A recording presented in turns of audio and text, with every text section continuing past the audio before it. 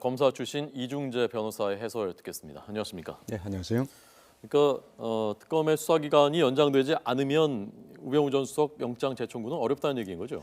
결국은 그렇습니다. 아까 밝혔습니다마는 지금 이 상태에서는 그대로 불구속 기소를 하든가 네. 아니면은 검찰에 기록을 통째로 넘기든가 두 가지 방법밖에 없고 연장이 될 경우에는 다시 한번 보강 수사를 벌여서 재청구 여부를 검토하겠다. 네. 그런 내용으로 오늘 발표를 한 겁니다. 네. 우병우 전 수석 영장이 기각된 것이 특검의 수사 전체에는 어느 정도의 어떤 영향을 미치게 됩니까?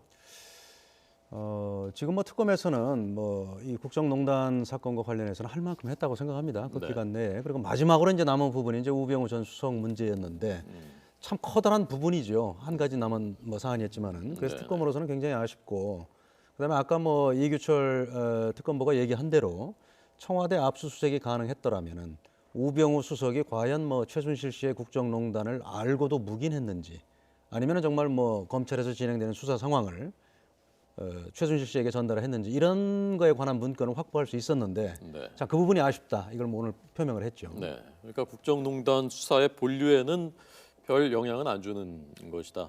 그렇습니다. 근데 우병우 수석 자체가 네. 상당히 여러 중요한 부분 중에 하나니까 특검으로서는 그 부분이 참 아쉬움이 남는 거죠. 네. 자, 지금 헌재에서 저희가 언제 최종 변론 날짜가 언제로 잡혀질지 그 속보를 기다리고 있는데요. 오늘 만약에 연장이 되면 그 다음에 일정들은 어떻게 되는 것이고 연기가 안 되면은 일정은 어떻게 되는 것이 좀 쉽게 설명해 주시죠. 예, 오늘까지 이제 헌재에서는 대통령 측에서 헌재 출석할지 여부를 오늘까지 결정을 해달라. 그래서 네. 통보를 해달라 이렇게 얘기를 했죠. 그래서 원래대로라면은 23일 날 소추인단과 대통령 대리인단이 최종 의견서를 제출을 하고 네. 24일 날 최종 변론을 하기로 했습니다만은 대통령 측에서 직접 출석할 가능성도 있다 이런 네. 얘기를 하니까 그러면 오늘까지 출석 여부를 결정해달라. 네. 그리고 대통령이 일방적으로 날짜를 정하는 건 안 된다. 헌법재판소에서 정하는 날짜에 출석을 해야 된다. 그리고 출석할 경우에는 반드시 소추위원단과 재판관들의 신문에도 답변을 해야 된다. 이렇게 네. 통보를 했죠. 그래서 예. 오늘 하여튼 오늘까지 기다려보고 최종 변론 일자를 헌법재판소가 결정하게 되겠습니다. 네. 만약에 그럼 그 대통령이 출석한다 하게 되면은 이번 주에는 하기가 쉽지가 않을 것 같고 그 다음 주로 넘어가고 그러면 그 탄핵 심판 선고도 많이 미뤄질 가능성이 있습니까? 제가 볼 때는 헌재에서는 3월 13일 이전에 지금 헌법재판관이 7명으로 되는 그런 비상식적인 사태가 발생하기 전에 선고를 하겠다는 의지가 확고한 걸로 보입니다. 그래서 네. 대통령이 출석을 한다 하더라도 27일이나 8일 정도로 변론기를 잡든가 예. 아니면 심지어 대통령 측의 요구대로 3월 초로 잡는다 하더라도 지금 아마 헌법재판관들은 지금까지 나타난 증거에 의해서 형성된 심증 예. 그리고 증거 자료를 토대로 해서 초안은 지금 작성하고 있을지도 모릅니다. 그렇기 네. 때문에 예. 3월 13일 이전에 선고할 걸로 저는 그렇게 예상합니다. 네. 달력 한번 보겠습니다. 지금 그 최종 변론기일이 지금 잡혀 있는 것이 이번 주 금요일이고 그리고 그때부터 보통 2주 정도가 소요되니까 지난번 노무현 대통령 사건 때는 최종 변론부터 선고까지가 2주일이 걸렸으니까 이번에도 대략 그 정도로 가늠하자면은 이정미 재판관 퇴임이 13일이니까 그전 9일 10일 보통 목요일로 한다는 거죠. 그렇습니다. 네. 그래서 9일 얘기가 많이 나왔었는데 변호사님 말씀은 대통령이 출석하겠다고 하더라도 그걸 다음 주 월, 화에 하든지 아니면 3월 초 그 다음 주 후반에 하든지 그러더라도 3월 9일이나 10일에는 할 것 같다. 제 예상은 그렇습니다. 네. 대통령이 나와서 신문을 받게 되면요. 대통령 측에는 유리합니까? 불리합니까? 사실은 유리한 면도 있고 불리한 면도 있죠. 지금까지 나타난 증거에 의하면은 대통령이 국정농단에 관여한 부분이 상당히 있는 걸로 보이는데 대통령 측으로서는 이게 억울하다는 거 아니겠습니까? 네. 그런 의미에서는 나와서 당연히 밝혀야죠. 그런데 예. 지금 쟁점이 워낙 많고 지금 안전수석도 그렇고 지금 심지어 우병우 전 민정수석조차 지금 대통령의 지시를 나는 그대로 전달했을 뿐이다 이렇게 말하고 있는 상황에서 네, 네. 과연 소추위원들의 신문 또 재판관들의 신문에 제대로 답할 수 있을까 지금 이걸 걱정하고 있는 것 같습니다. 네.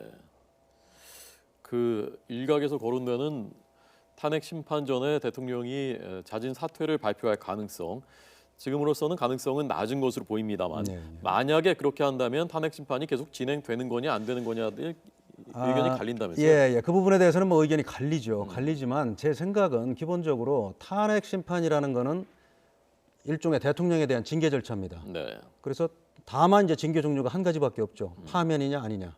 그런데 뭐 징계 대상자가 스스로 물러나겠다고 하면 심판할 이유가 없는 거거든요. 그렇기 네. 때문에 제 예. 생각에는 만약에 뭐 하야를 하겠다 스스로 그러면은 각하하는 게 맞다고 봅니다. 각하라는 것은 그러니까 결론 내리지 않고 이건 그렇습니다. 할 필요가 없다라고 할 필요가 보고, 없는 거죠. 요건이 안 된다고 그냥 그렇습니다. 중단해버리는 그렇습니다. 그럴 가능성이 있다. 그러나 물론 이제 그렇게 할 대통령이 자진 사퇴할 가능성이 지금으로 봐서는 낮은 것으로 예, 보이고요. 그렇습니다. 자 그러면 네 지금 뭐 새로운 소식이 들어온 것 같은데요. 자 한번 보도록 하겠습니다. 지금 헌법재판소에서 지금 탄핵 심판 오늘 증인 신문이 오전에 진행됐고요. 지금 오후 변론이 진행되고 있는데 김평우 변호사, 대통령 측 변호사가 주장한 내용들입니다.